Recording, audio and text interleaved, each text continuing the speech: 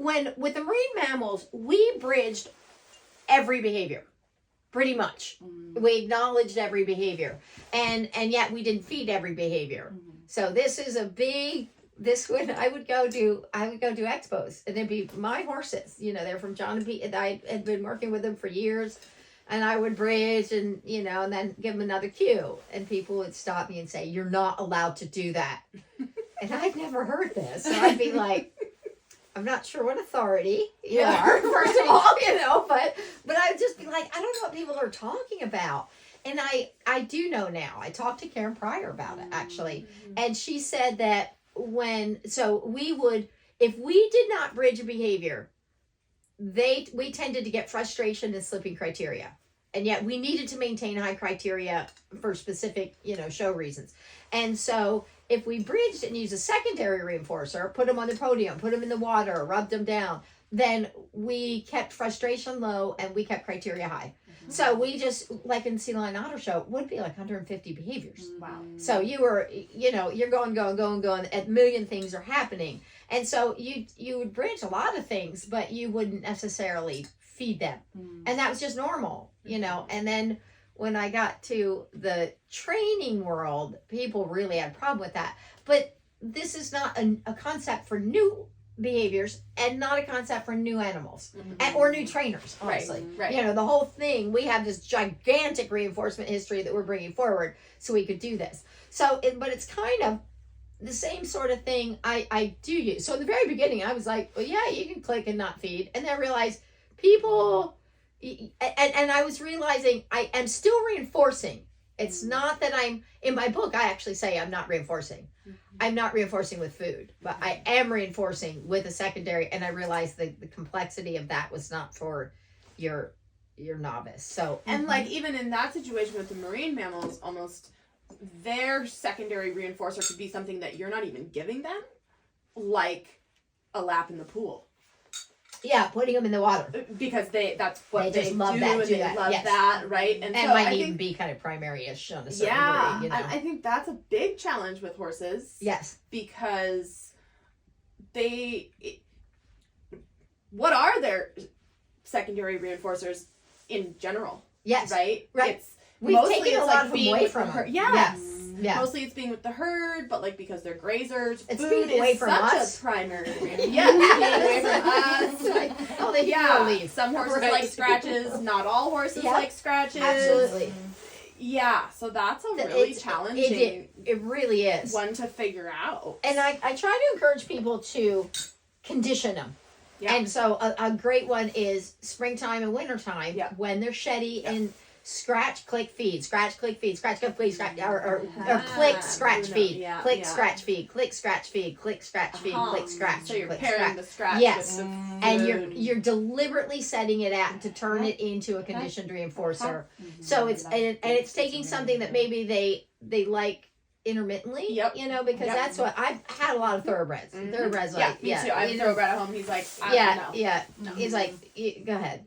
Whatever, and it's just tolerating it. It's very clear. This is not. And Henley, on the other hand, is like, oh yeah, I like it. So knowing your horse and figuring that out, but taking those nominal times a year and balancing it and building a strong reinforcement history can now have some weight for other times of year, so that we can use those things. So some of the things we did with sea lions or the marine mammals, we taught them. Yeah. We, rubbed them, clicked and fed, or we didn't click, but, So I think having those things, but understanding that premise of the conditioned reinforcer is important as we start moving into longevity and chain of behaviors. Yeah. Because now we're starting to we want them to have value. So how do we assess? Does it have value yet?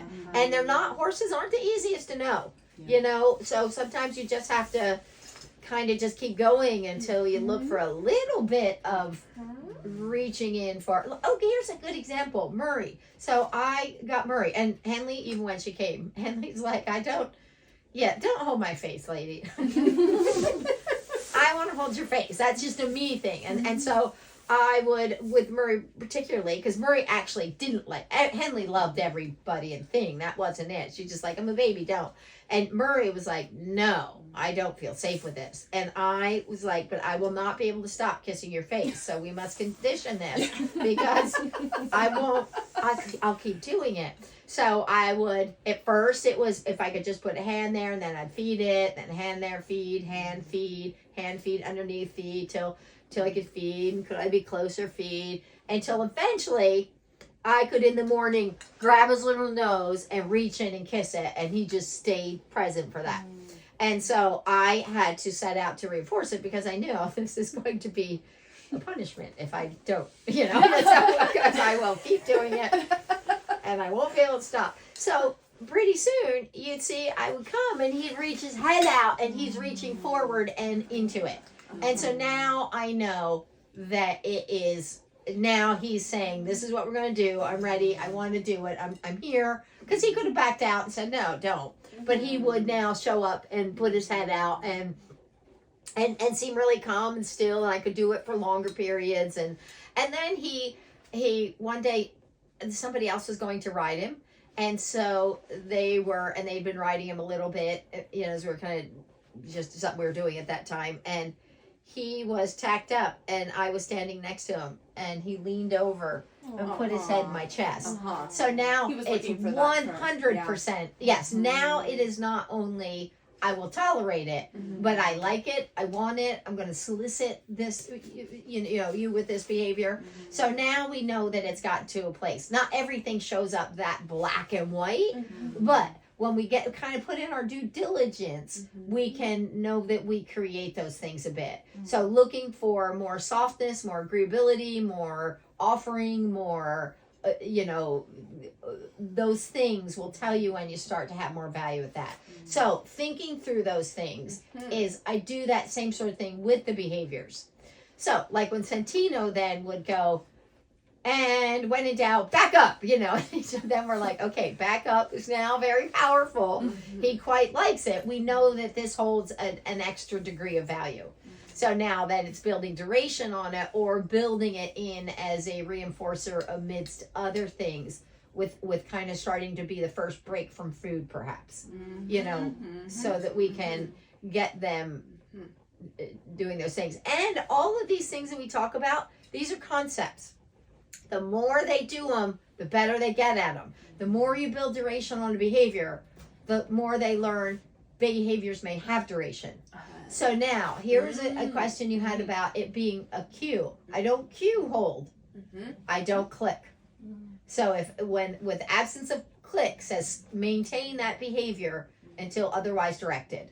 So we could teach it differently. Like you could teach it and say this is going to be a hold one, but I've just been like, well, just teach them. If they just think I just hold the behavior till I hear the click, then the behaviors yet to come, duration on them will be easier, because they'll get the idea. Just keep at this until I hear the click.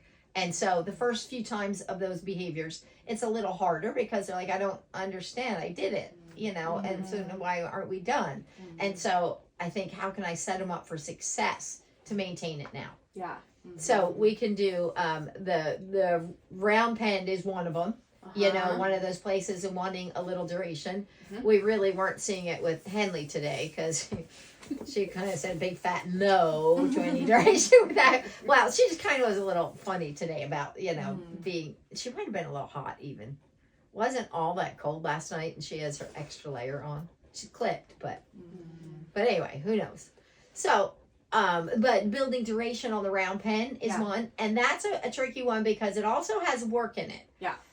And so some of them, Murray was like, go, go, go, go, go. He would be a marathon runner, but if you put me on the round pen, I'm like, oh, we're good for today. Yeah. So knowing that, that I have to build up their physical as well as emotional, duration on that. So I've got that physical aspect, but just looking for a little bit more. And you know what it feels like at first? It doesn't feel like a set time. It feels like I always bridge about now, and now I bridge there. Yeah. You know what I mean? It's just almost like, ooh. and that's really where it starts. And I think it's easy to think it's going to go big.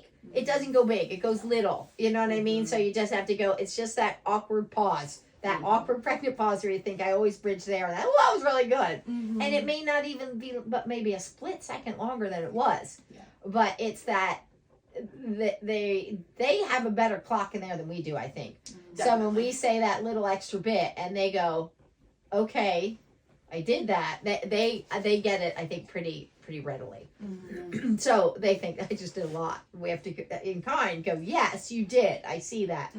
But like I said, if you get those first few things, and I think the stationary target is an easy one to start with the duration, to get them the concept, to hold the behavior until you hear the click. And so when That would be a good one to watch you do then. Yes. If we can today. and I think and we have, nobody has a ton of duration. That's okay. Yes. We don't have horses with But- a ton of duration either, so just like That's- the and I think it concept makes of it like, good. okay, Yes. perfect, Yes. yes. Because we if have I had target BT, behaviors. I'd go But- BT target, Yeah. and we'd just sit here and have a cup of tea. Yeah. And he'd be like, I'm still here. Mm-hmm. And we'd be like, yes, I see you there. Yeah. And you're like, how'd you get there? Yeah. But I think And because there's like, is it stationary targeting with me standing right next to him, or is it stationary targeting with me like walking away and coming back? Yeah, Yep. those kinds of like. Yeah. Yep. We don't have horses that are that are good. there yes. at all. 'Cause so that's- and I it'd be think perfect we have- to see kind of the process. Yes. Of even just getting a step or two away and. And then how do we get it a little Yeah. bit bigger? Yeah. Because our guys don't have a ton. Henley and Santino have a little bit more than others, but we have some that don't have much at all. Santino might have like max 10 seconds. Yep. I probably have horses that are like max 5 seconds. So Yeah. to see something. Henley, I don't even. Yeah. Yeah, I don't even know if I got Henley.